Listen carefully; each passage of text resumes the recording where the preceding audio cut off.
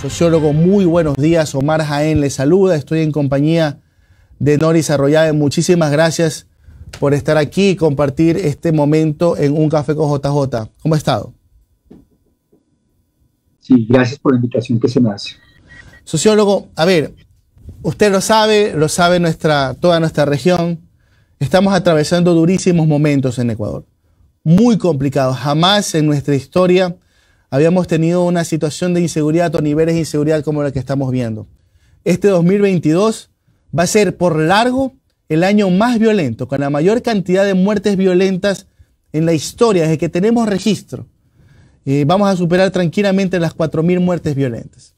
Le pregunto, sociólogo, usted con su experiencia, ¿qué es lo primero que le recomendaría al país para poder poco a poco ir combatiendo esto? Porque tampoco hay soluciones de la noche a la mañana.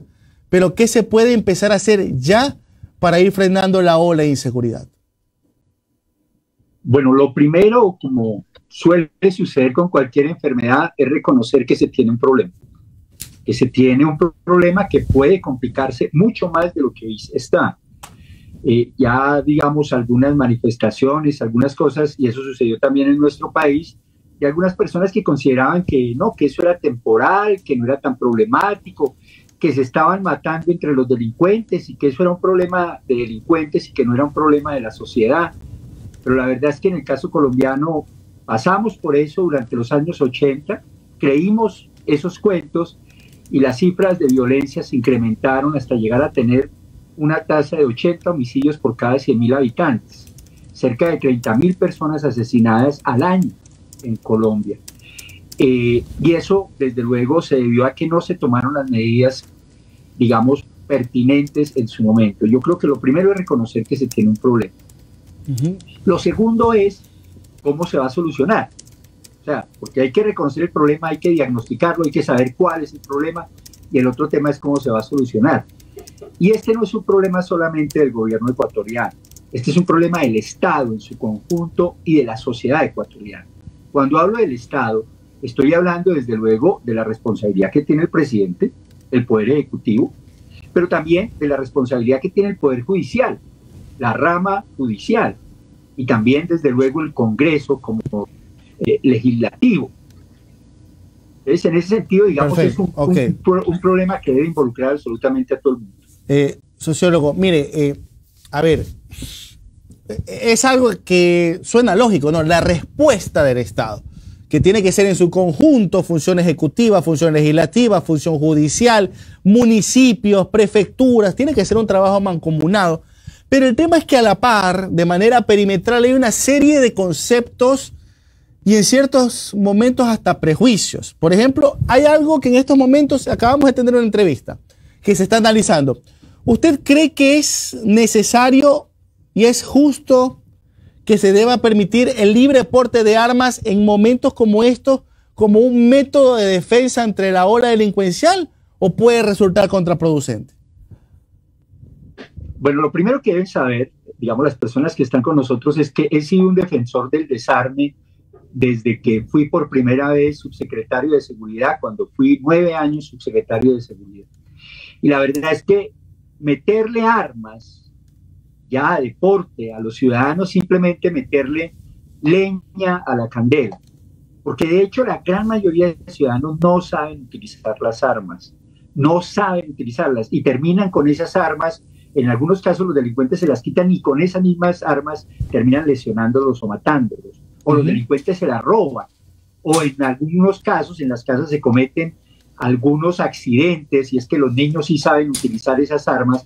Y el arma en una casa pues es una solución rápida a un problema, muy rápida, soluciona el problema. Entonces yo creo que en ese sentido las medidas de restricción al porte de armas en Bogotá nos dieron muy buenos resultados en esos años. Y desde luego una reducción importante de los homicidios.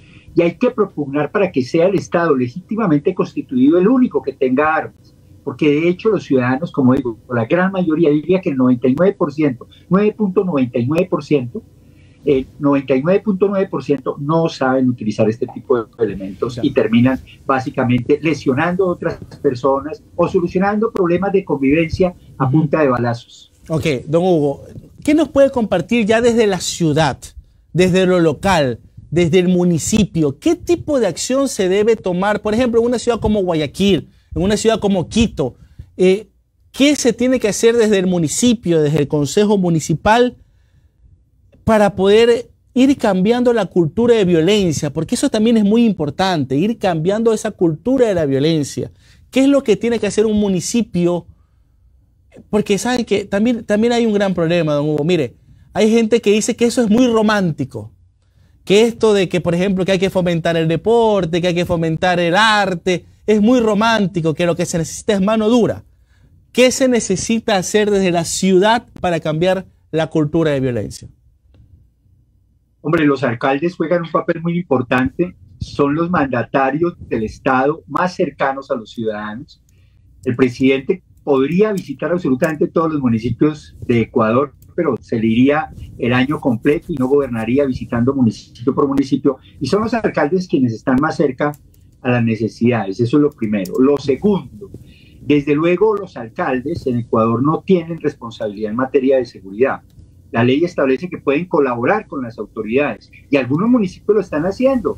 Yo la última visita que fui y tuve la oportunidad también de trabajar con dos alcaldes, como el alcalde Paco Moncayo y con el alcalde Jaime Nebot, pero en la última visita que estuve, la alcaldesa de Guayaquil sigue invirtiendo en materia de seguridad, el alcalde de San Borondón sigue invirtiendo en materia de seguridad y lo que se requiere es un trabajo en equipo, en donde esos organismos de seguridad y justicia nacionales cumplan ese papel de control policial y judicial y el alcalde con sus recursos, además de apoyar a estas autoridades, comience a desarrollar acciones preventivas, porque es que el tema pasa no solamente por uso de mano fuerza, de mano dura, como algunos plantean, sino también con medidas preventivas para que los jóvenes, niños y niñas no terminen en la delincuencia.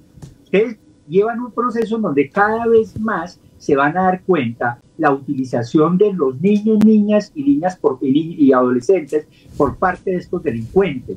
Eso va a ser creciente y es ahí donde la autoridad puede jugar un papel importante con todos los elementos de desarrollo que tiene para evitar que precisamente esta población termine involucrada. Pero también para mejorar las condiciones del municipio. Por ejemplo, en San Borondón tienen un sistema de cámaras y de video y de monitoreo de la ciudad muy importante, como también lo ha tenido Guayaquil y otras ciudades. Y en ese sentido, ese esfuerzo es importante para la seguridad. Es ahí donde hay que trabajar con los alcaldes. Ahí hay unas medidas de prevención, pero también de apoyo a los organismos de seguridad y justicia en su tarea. Esto no es solamente mano dura. Se requiere, como decimos en Colombia, zanahoria, que es los temas preventivos, que son los temas de desarrollo, los temas de mejoramiento, pero también se requiere garrote, y es el uso legítimo de la fuerza por parte del Estado, de un Estado de Derecho que debe respetar los derechos humanos. En ese sentido, hay que trabajar en esos dos campos. Sociólogo, buenos días. Nores Arroyave le saluda.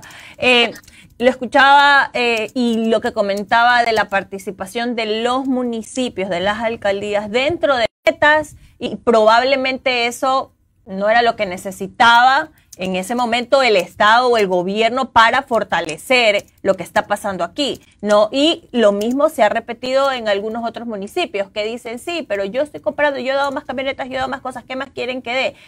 ¿Qué es lo que hace falta ahí para que el trabajo sea realmente coordinado? Y lo que inviertan las ciudades en tema de seguridad sea realmente efectivo y funcione. Se requiere, tú lo has planteado perfectamente el problema, se requiere diálogo. Se requiere trabajar de manera dialogada entre el nivel nacional y ahí, pues, como digo, el presidente no puede ir a todo lado. Seguramente está el ministro del gobierno, seguramente está otros ministros que podrían hacer esa tarea de trabajo permanente con los alcaldes para mirar cómo es que van a trabajar en materia de seguridad y cuáles son los requerimientos que por parte del gobierno nacional se hacen, pero también cuáles son las necesidades que tienen los municipios. Es que en esto se requiere trabajo en equipo. ¿Cuál es el problema de nuestros países? Y aquí en Colombia lo comprendimos y comenzamos a buscar salidas en ese sentido. Es que cada institución está trabajando por su lado. El gobierno nacional está trabajando por su lado, la policía por su lado, las fuerzas militares por su lado, la fiscalía por su lado, los jueces, los presidios, todo el mundo está desorganizado. Y los alcaldes también trabajando por su lado. Mientras que hay desorden en el Estado y hay desorden en la sociedad y en los municipios en general, los delincuentes están organizados. Y ellos cuando tienen problemas arreglan sus problemas a su manera y de alguna manera están mucho más organizados que el Estado. Entonces ahí se requiere un diálogo permanente entre el gobierno nacional y las autoridades locales para coordinar esas acciones que potencien la acción del Estado frente a los fenómenos de violencia y delincuencia que tienen. Es más, no es solamente hacia el interior del país. Si el problema se sigue mirando como si fuera un problema exclusivo de Ecuador, pues no va a ser posible solucionar el problema por el cual está pasando el país. Se requiere trabajo conjunto con los países de la región, inclusive con los países como Estados Unidos y algunos países de Europa, para controlar un crimen transnacional que está afectando a nuestros países de manera particular desde hace varios años. Sobre todo que Ecuador tiene debilitada el control en las fronteras desde hace muchísimos años, no es solo desde ahora eso. Hablaba de prevención y la participación de los municipios es importantísimo en ese sentido. ¿Cómo pueden hacer cada uno de los municipios para, desde sus áreas, trabajar en prevención? Realmente lo que dijo es fundamental. Los niños y los jóvenes cada vez son los actores, cada vez más son los actores principales de estas bandas que los están captando. Aquí tenemos deserción escolar, el mismo tema de todo este crimen organizado que nos está atacando ha hecho que los niños dejen de ir a las escuelas nuevamente, de alguna u otra manera. Salimos de una pandemia, entonces, ¿de qué forma se puede trabajar organizadamente para que nuestros niños no sean las víctimas principales del crimen organizado? Bueno, lo primero, digamos, varios temas ahí. Hay un tema muy importante, global, y es el tema de aumentar el capital social. Cuando hablo de capital social estoy hablando de aumentar la organización comunitaria, la organización de la sociedad civil. Existen los gremios económicos en Ecuador que son muy importantes. En la última visita me reuní con todos los gremios económicos, con el Comité Intergremial de Guayaquil, y ellos están muy preocupados. Y son todos los gremios económicos muy preocupados. Y ellos deben participar también de las soluciones.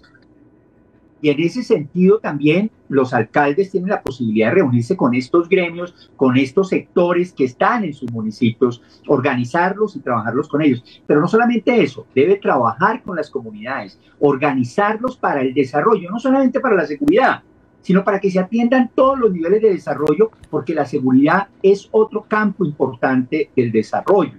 Y en ese sentido la seguridad, digamos, las comunidades organizadas pueden ayudar a los temas de seguridad, pero también a todo el tema de desarrollo. Y ahí los alcaldes juegan un papel más importante. Son las personas más cercanas a las comunidades de sus municipios. Y en ese sentido, ese proceso de organización ayuda. Ahora, desde el punto de vista preventivo, son distintos los campos. Hay inversiones importantes que se están haciendo en cámaras, en carros, todo lo que acaba de mencionar, pero desde luego hay otras acciones que apuntarían a mejorar los entornos, a iluminar, arreglar los parques, arreglar las vías, trabajar con las comunidades, organizarlas, trabajar con los jóvenes para que en el tiempo extraescolar puedan hacer y desarrollar otras actividades, traer a los jóvenes que no están en el sistema educativo a que ingresen nuevamente al sistema educativo, y aquellos que no quieren regresar, darles alternativas de formación y de trabajo. Y eso se logra trabajando en equipo con toda la sociedad, con los sectores económicos, con las comunidades. Y ese es el papel del alcalde. El alcalde es, digamos, un funcionario, un servidor público muy importante en cualquier estrategia de desarrollo, y más ahora en los temas de seguridad que precisamente están afectando a Ecuador. Sociólogo, ¿cómo hacer para que Ecuador en general, nosotros como país cada vez nos estamos encerrando más? Los ciudadanos están empezando a invertir mucho en alzar muros, en levantar rejas, en encerrarse en sus casas. Guayaquil, por ejemplo, es una ciudad que desde hace muchísimos años sus parques son enrejados.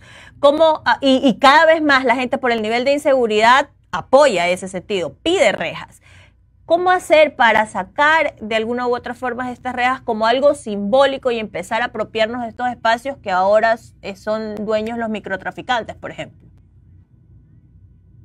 Hombre, a partir de la experiencia que han tenido ustedes. La verdad es que este tipo de acciones son momentáneas desde el punto de vista de seguridad. las ciudades se encierran, cuando las ciudades se encierran así, pues la movilidad se afecta. No existe en ningún país ciudad que sea segura, no existe. En cualquier ciudad pueden presentar problemas de violencia y delincuencia. Y en ese sentido, desde luego, hay diferencias, pero tratar de encerrarse de esa manera definitivamente no es la salida. Una ciudad más segura es una ciudad en donde uno puede caminar, es una ciudad en donde uno puede salir con medidas de prevención, como le digo. No existe ninguna ciudad en donde uno no diga, no voy a tener cuidado. Cuando uno va a visitar alguna otra ciudad, pues no saca toda la plata, no se lleva no se lleva el pasaporte, no saca todas las joyas, no, guarda eso en una caja de seguridad en el hotel y sale a caminar. E igualmente sucede con los ciudadanos. Los ciudadanos tienen que tener unos comportamientos seguros a la hora de salir a la ciudad. La conocen sus territorios. Por eso es que los ciudadanos se sienten mucho más seguros en el barrio que en el centro de la ciudad. Y de manera particular hay que tener unos comportamientos seguros. Y ahí el Estado ayuda precisamente para que esos entornos sean adecuados. Nosotros, en el caso de Bogotá, no solamente teníamos herramientas, sino teníamos ocupado el espacio público. Guayaquil es una buena experiencia desde el punto de vista de la manera como recuperó los espacios públicos para la gente. El mismo malecón es un espacio abierto a los ciudadanos para que puedan salir a caminar. Antes ni siquiera se podía salir. Esos son los esfuerzos que hay que hacer. Los esfuerzos no están por parte de ninguna autoridad a encerrar a la gente, sino los esfuerzos deben estar para garantizar que la gente salga nuevamente a la calle y pueda disfrutar. Es que uno comienza a encerrarse en su casa y ya ni siquiera conoce a los vecinos. Listo, doctor. Y ese es el problema. Listo, don Hugo, muchísimas gracias por su tiempo. Le agradecemos mucho por estas reflexiones. Lo comprometemos por una próxima ocasión seguir conversando de un tema muy amplio, que en 20 minutos es muy complicado, pero hay que irlo hablando, hay que irlo debatiendo porque todavía tenemos esperanza de salvar esta situación. Gracias, don Hugo.